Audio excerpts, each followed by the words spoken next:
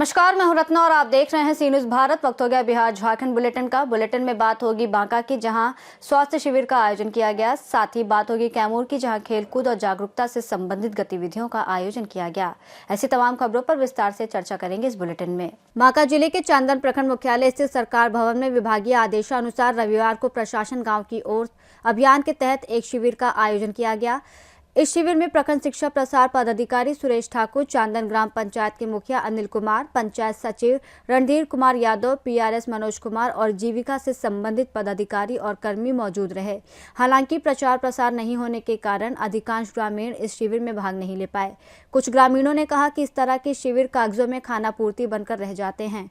ग्रामीणों ने भी कहा कि सरकार भवन में टेबल और व्यवस्थाएं मौजूद थी, जिससे समस्याओं का समाधान तुरंत किया जा सकता था, लेकिन पहले सूचना न मिलने के कारण लाभ नहीं मिल पाया। उन्होंने मांग की कि भविष्य में ऐसे शिविर सभी ग्रामीणों तक प्रचार प्रसार के साथ आयोजित किए जाएं। बांका से सी न्यूज़ संवाददाता राकेश कुमार बच्चू की रिपोर्ट।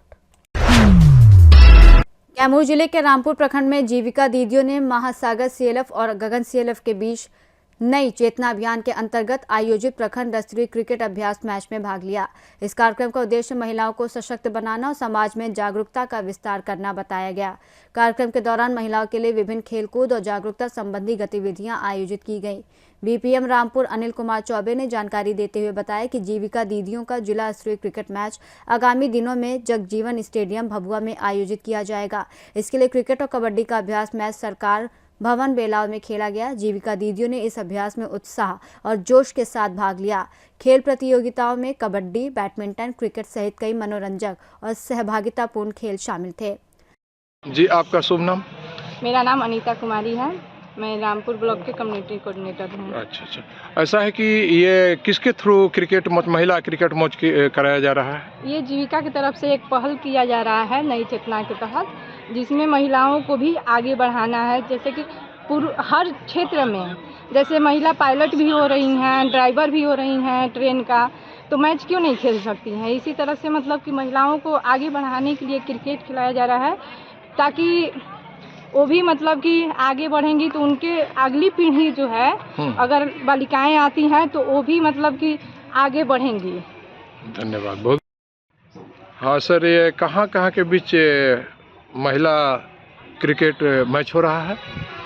आज महासागर सीएलएफ है हमारा, जिसमें 3 पंचायत हैं, अमाव, सबार और भित्री बांध, वहाँ की टीम, और एक गगन सीएलएफ है जिसमें 3 पंचायत हैं, बेलाव, खरंदा और पसाई। इन्हीं दोनों सीएलएफ के टीमों के बीच मैच चल रहा है। क्या ये प्रैक्टिस मैच है या फिर क्या गला? हमको अभी प्रैक्टिस मैच ही कहेंगे, चूँकि एनआरएलएन का नई चेतना के तहत लैंगिक समानता के लिए अलग अलग कार्यक्रम कराए जा रहे हैं, जिसमें खेल, महिलाओं के लिए खेल का भी कार्यक्रम रखा गया है।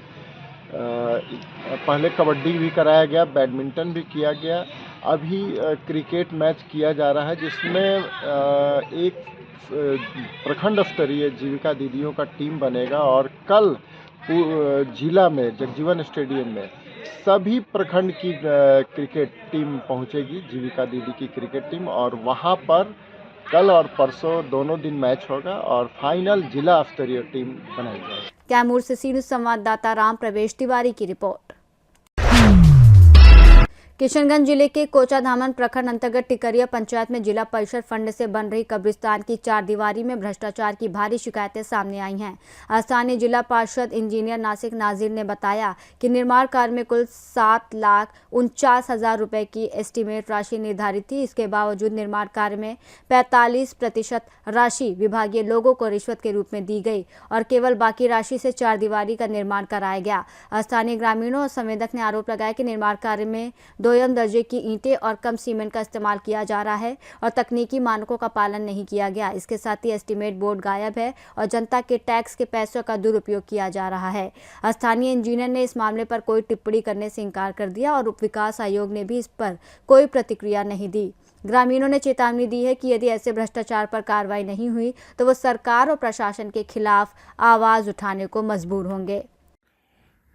नासिक साहब, जो आप पिछले दिनों में भ्रष्टाचार का उजागर कर रहे थे और आप ही के मत द्वारा 4 दीवारी का निर्माण कार्य किया गया है, कब्रिस्तान की घेराबंदी, वार्ड नंबर 10 टिकरिया पंचायत में, अब मामला ये हुआ है संवेदक द्वारा और आम जनता का आरोप है कि भाई इसमें 11 से 12% जिला पार्षद पीसी ले रहे हैं और 35% जो है आपका विभाग ले रहा है। आखिर भ्रष्टाचार पर जो सरकार कह रही है कि हम भ्रष्टाचार पर नकेल कस रहे हैं, तब अगर आप ही लोग भ्रष्टाचार फैलाएंगे तो फिर क्या होगा इस देश का? ये सब तो चोर सब बैठा हुआ ऊपर से नीचे सब एकदम बड़ा बड़ा मुंडी सब है। अभी शुरू से ही बोलते हैं, हमारा बात को कोई बात मानता नहीं था। कोई प्रतिनिधि चुनाव जीतने के बाद ये बात बोल ही नहीं सकता कि हम इतना % चोर है, बाकी % चोर कौन है।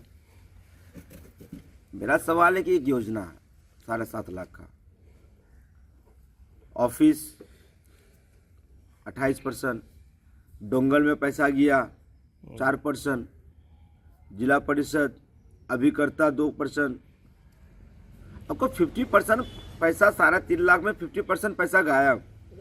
50% में एक काम आदमी काम करता है, 3 महीना तक 4 महीना तक पैसा फंसा हुआ रहा, उसमें 20 से 25 हज़ार रुपया बचेगा उसका। सीमेंट, ईटा, बालू, गिट्टी, लोहा, रड जितना है इसको फिर ओरिजिनल लगाना है, क्या बचेगा? मेरा सवाल है कि 2500 रुपया महीना में जब जिला परिषद खट रहा है, अभिकर्ता, इंजीनियर, एग्जीक्यूटिव इंजीनियर, डीडीसी साहब, डीपीआरओ साहब, ये महोदय सब चोरी का करते हैं। लोग सरकार से तो बढ़िया से ले रही है। किशनगंज बिहार से सी न्यूज संवाददाता मिनहाज आलम की रिपोर्ट। पाकुड़ जिले में पिछले कुछ दिनों से ठंड का प्रकोप बढ़ गया है और मौसम विभाग ने चेतावनी दी है कि आने वाले दिनों में तापमान में और गिरावट आने की संभावना है।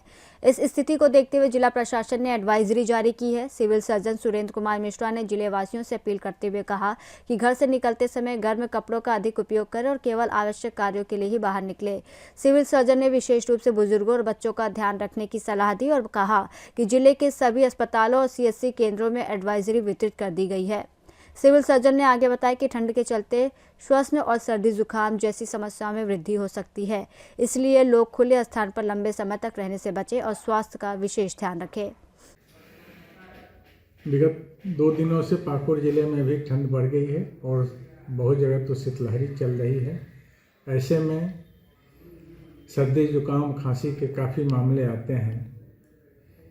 इसके लिए सभी अस्पताल सीएससी में एडवाइजरी दे दी गई है कि आप लोग अपना इंतज़ाम रखें, क्योंकि मरीजों की संख्या बढ़ जाएगी।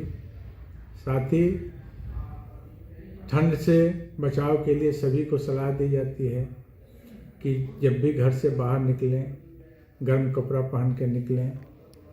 बच्चों और बूढ़ों पर ज़्यादा ध्यान देना है, क्योंकि उनमें ठंड से ज़्यादा बीमारियां होती हैं। बच्चों में निमोनिया भी हो सकता है, बड़ों में भी निमोनिया हो सकता है। उसके अलावे जो ब्लड प्रेशर के पेशेंट हैं, डायबिटिक हैं, उनको ज़्यादा सावधानी बरतने की ज़रूरत है, क्योंकि जब ठंड बढ़ती है तो बीपी भी हाई बढ़ता है। ऐसे में देखा जाता है कि हार्ट अटैक के केस भी बढ़ जाते हैं या ब्रेन में हेमरेज के भी केसेस बढ़ जाते हैं। तो उन लोगों से विशेष आग्रह है कि ठंड में नहीं निकलें।